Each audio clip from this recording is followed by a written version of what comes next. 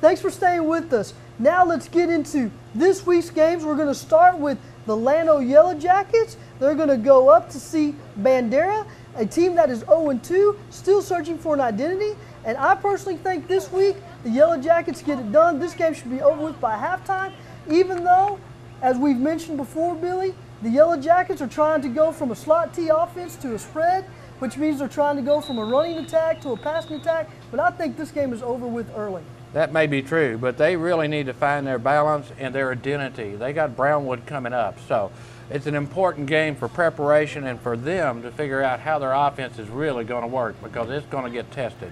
But they should be able to take Bandera and work their way on into the district play. All right, now for the game that everybody's been waiting for, we're going to talk a lot of Burnet Marble Falls here. Now, before we get into my predictions, Judge, I know you've been busy preparing your thoughts from this game ever since it was announced that Burnet was going to be visiting the Mustangs in Mustang Stadium. Who are you going with? What are your thoughts? Well, it's homecoming in Marble Falls. This is as far as we're concerned, this is the game of the year. I know that Lake Travis is down the road, but this, to the Marble Falls people, is the game of the year. We're playing well. The offense has been big play offense. The defense has been stingy. But folks, this is Burnet, and our recent history with Burnet is not all that good. And so it's going to take a super effort from the Mustangs to get this ball game. But I thought I'd do a little Lee Corso number here today. In picking the winner, if I put on the purple cap, I'm picking Marble Falls. If I put on the green cap, I'm picking Burnet.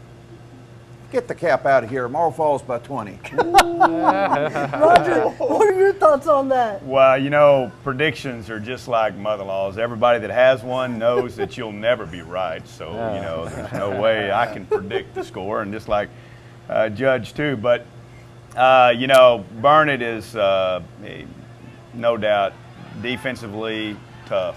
I just feel like their defense is just really came together last week. I know Fredericksburg was who they are, but I really felt like they made some things happen. I think their offense is starting to click better. We had a tough opponent against Giddings, I can tell you that, just really good, and I was really pleased with the defense, the way they stood up, and the way the whole team just didn't give up and stayed right in there and had a chance maybe to get back in the game. I just feel like that Burnet has a great chance to play great this week. I think it's going to be great for both teams, no doubt. That type of level of play is just wonderful. Billy, what do you think? Well, I am going to favor the Mustangs, of course, but what I really like about the Mustangs this year is their big play capability and the capability to both run the ball extremely well and to pass it down. Cord's 24 of 29 for 8 touchdowns. That's really hot. They're going to cover David Morgan. One of the things about having great enemies is that you know them extremely well, and these guys have played 7-on-7, plus they know each other, so you're not going to surprise each other very much as far as that goes. I do expect a pretty tough defensive game. It's going to test Marble Falls' depth on how well they can sustain. And then I don't know. If I was just doing it on Marble Falls' offense, I'm liable to be like the Judge, give them 14 or 20 points. But these games tend to come down to be real nasty games. And ultimately, that's why I think the Bulldogs have a chance. Judge, you give me 3 reasons why Marble Falls is going to win this game. Big play offense, stingy defense. We're at home. It's our time. It's homecoming. Marble Falls by 20. Roger, give me 3 reasons why Burnet's going to win this game. I think defense. I think weight room. That's something that I don't know. Marble Falls may have a wonderful weightlifting program, but I know Burnet does. Is that WAIT? Yeah, wait on it. And I think tradition and fans are really big in Burnet. Billy, what are your 3 reasons? It's a big hitting game, and as long as everybody stays healthy, I think it will be Marble Falls will have an edge as far as that goes. I give that really to having a fine, experienced quarterback. You get leadership from that, but you also have other senior leadership and David Morgan and Cyril Lemon, excuse me, that they want this game. And that's what it takes, a combination of both for the up and downs. Gentlemen, this game is going to be won and lost in two areas. The first is going to be in the trenches, which is meaning Marble Falls' philosophy is you go big. Marble Falls averages 238 pounds per lineman on the offensive side. The defensive line for Burnet averages 210 pounds. What does that mean? That means a quicker defensive lineman may be able to get by a bigger offensive lineman in Marble Falls and really make Zed Warner's life miserable. Now, say it with me, gentlemen, the blitz. The blitz. So we will see Burnet blitz almost every down. We're going to see them mix up their coverages, and I think we're going to see whether or not Zed Warner can extend plays with his legs, which almost killed Burnet last year in Burnet. Now, the other thing that you have to understand is this. When you say weight room, let's translate that. I honestly believe that Burnet is more physical than Marble Falls. They are just nastier. And I think that when Burnet hits, they hit to hit hard, and Marble Falls did not respond to that last year. We will see if the Mustangs can hit back. The other thing is that when Marble Falls won in 2008, Judge, they had a 34-13 lead at half.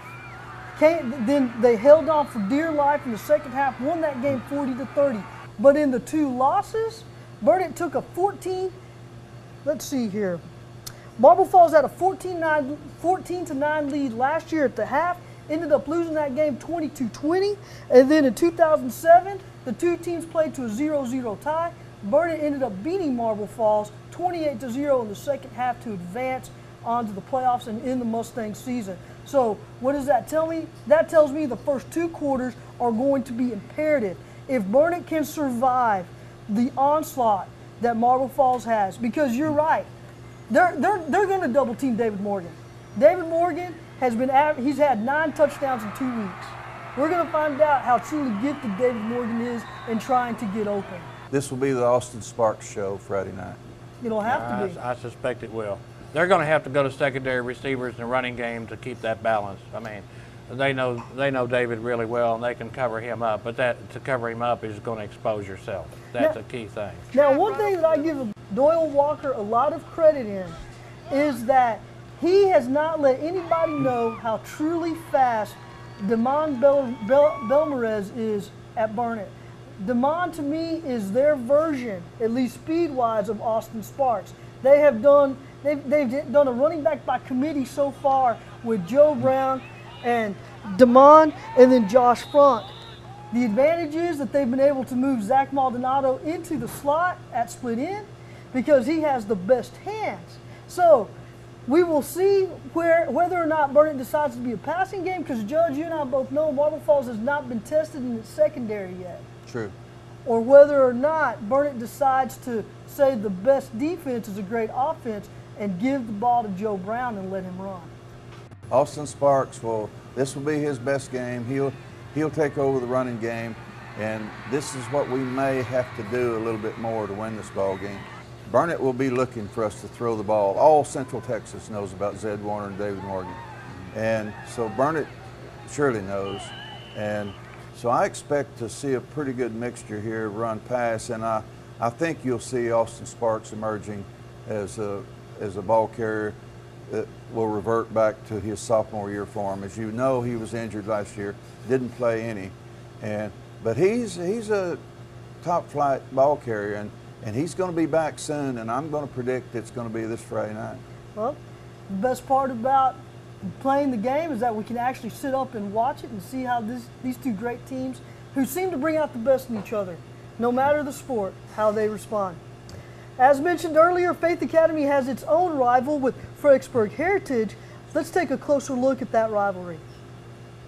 Friday's game is the 8th in the series that dates back to 2003. Faith won the first meeting 16-8, but since then Heritage has a 6-game winning streak. That's no laughing matter, and neither is the fact that Heritage has won 4 of the last 6 state titles. What's ironic is that when Heritage decided to start a football program, they asked Faith for advice and asked the Flames if they would play each other in a rivalry affectionately called Battle of the Rock.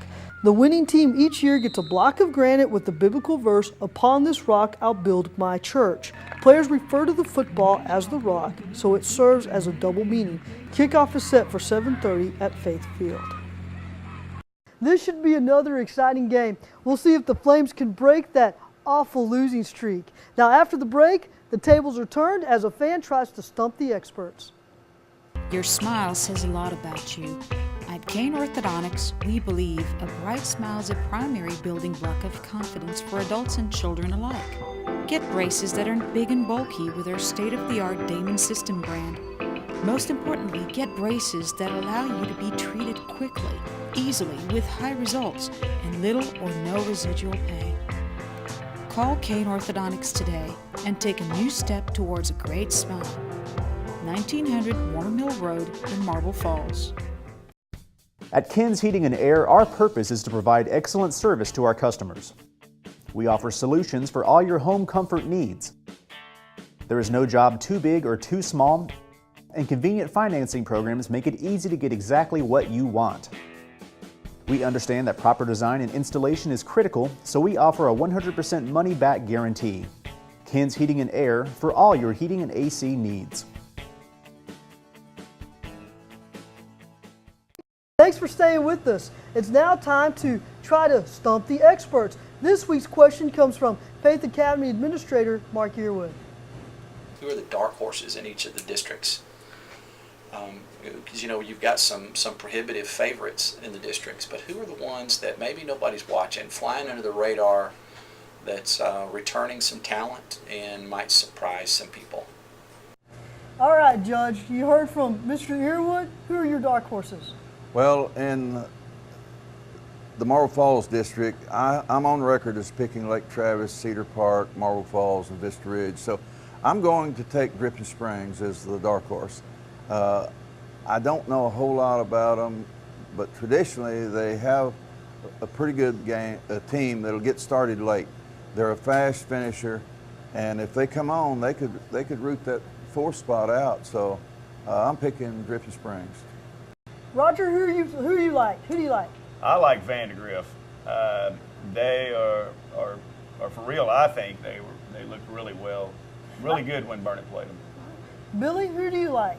Well, Martin picked one of them, and you picked the other one. I don't think it's going to be Rouse. Rouse doesn't look like they got that kind of capability. So it's between Vandergrift and Dripping Springs, and I don't like giving Dripping Springs anything, so I'm going to take Vandergrift. Now, one of the reasons why this is such an intriguing question, at least from the Marble Falls standpoint, is because Marble has to play Vandergrift and Dripping Springs on the road. So they've got the 3 teams that are the powerhouse teams at home, which are Lake Travis, Cedar Park High, and Vista Ridge. So if Marble Falls is going to get in, the best part is that they know that if they lose to Vista Ridge in the district opener at home, they have to pull out all the stops against Dripping Springs, Rouse, and Vandergrift to try to get those 3 wins to qualify for the playoffs. Guys, the great part about being in week 3, Marble Falls still has Burnet to play, and then they wrap up the pre-district against Burning Champion on the road next week, and we'll see where they are. We want to thank you for joining us here in the press box, and we look forward to seeing you again next week. And anytime you want to hear more about Highland Lakes football, Go Mustangs. Go Bulldogs. Go Mustangs. and guys, we're going to have that wrapped. We're going to let you wrap it up, and we'll check in with you next time here in the press box.